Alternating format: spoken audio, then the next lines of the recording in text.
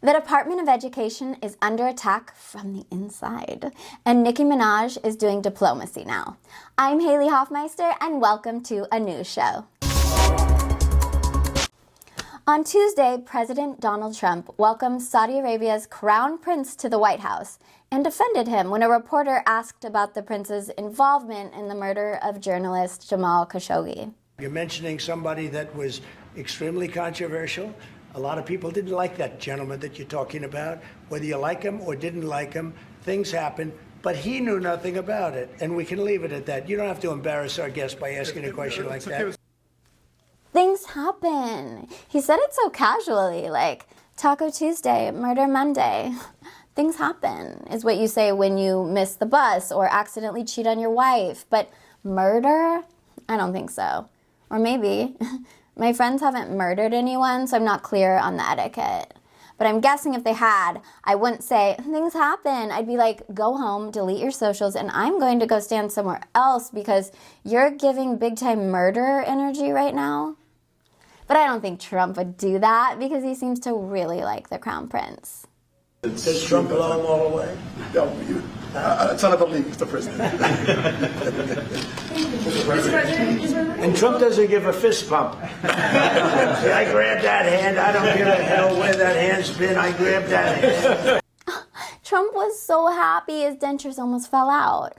Or maybe it was the other way around and his dentures tried to jump out. Either way, I'm sure Bubba prefers he take them out. In other news, rapper Nicki Minaj spoke at the United Nations to call out what she perceives to be extremism against Christians in Nigeria. Not to be outdone, Justin Timberlake asked, who books that? Google released a new version of its Gemini chatbot this week, claiming it can now give more sophisticated answers. It'll start every sentence with, actually. Gemini, why am I failing? Actually, you're not failing. Actually, you already failed. Actually, spectacularly.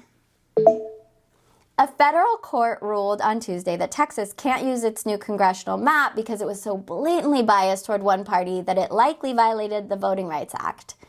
How can you tell if a congressional district map is biased toward one party?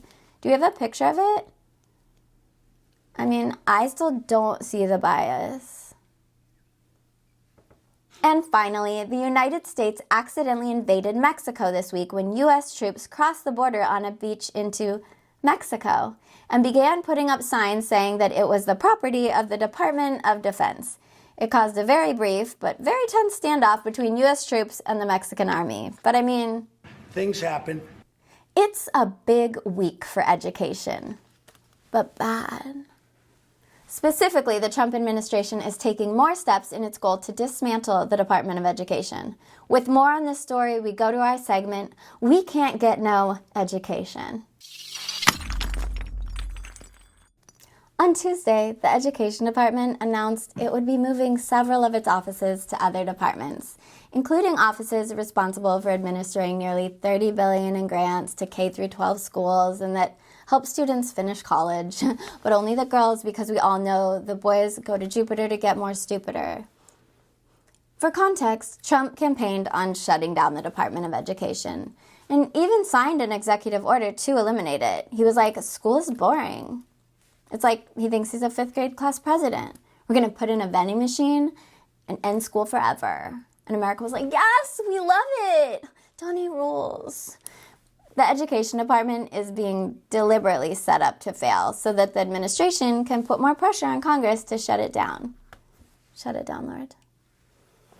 A federal judge ruled Friday that you cannot, meaning the Department of Education, take money away from the UC system in California. UCLA has been a targeted school for the Department of Education. Where do things stand? Well, we'll see. We're going to see, what other measures that we need to take. And in the interim, you'll abide by the federal court order. Oh, we will always abide by the law. Okay. That was Education Secretary and cutie pie Linda McMahon. Also, in September, the Education Department announced it was investing $500 million in federal grant programs to support charter schools. That's privately organized, taxpayer-funded operations. What's your level of oversight, and do you worry at all there could be any conflict of interest or things misspent in that space? I'm not sure exactly what you're asking. I think I know.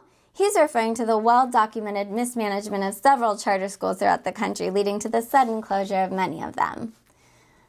Those closures leave parents scrambling to figure out which schools they'll be sending their kids to. Oh, you want to know where your kids are going to school? Newsflash, you're a pick-me. Let's see Major Garrett rephrase it for her. But this is the federal government sending money directly to charter schools. How are you going to engage in oversight to make sure they're spending the money properly and not doing anything that would create a conflict of interest with either the people who are running the charter schools or those they're employing to run them on their behalf? Well, I'm not sure exactly which particular program you're talking about, but in the Big Beautiful Bill, one of the first things that we saw the first time is that there is grant money that can go, to private schools and to these, the tax-deductible organizations that will then give the scholarships to students, if that's what you're referring to. That is not what he was referring to at all. She in no way answered that question. It's like your coworker asked, "Did you eat my bagel?" And you're like, "No, I have a Ford Fiesta." The administration is doing everything in its power to dismantle the Department of Education. But honestly, I think someday we'll look back on this and laugh. Remember books? Remember knowing stuff? Tee.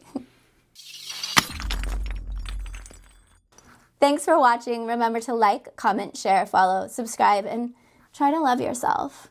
Preferably all at the same time. I'm Haley Hofmeister, and now we leave you with tonight's mic drop moment. The Franciscan Sisters of Perpetual Adoration, based right here in La Crosse, returned their Marywood property back to the Lac du Flambeau Band of Lake Superior Chippewa Indians. Our own Crystal Flintrop was there Friday and shows how this historic act of restoration reaches far beyond Wisconsin borders. Across the water, the heartbeat of the drum called generations home. For the Lac du Flambeau people, the return of Marywood is more than land back. It is balance restored. We celebrate more than return of land. We celebrate the return of relationship, of balance, and of hope. May this moment remind us all that when we come together in truth and respect, we create a future where healing is possible. God damn, that was good. Perfect, yay. I think it's perfect. I think it was flawless, and we did it, and we're done. That was funny.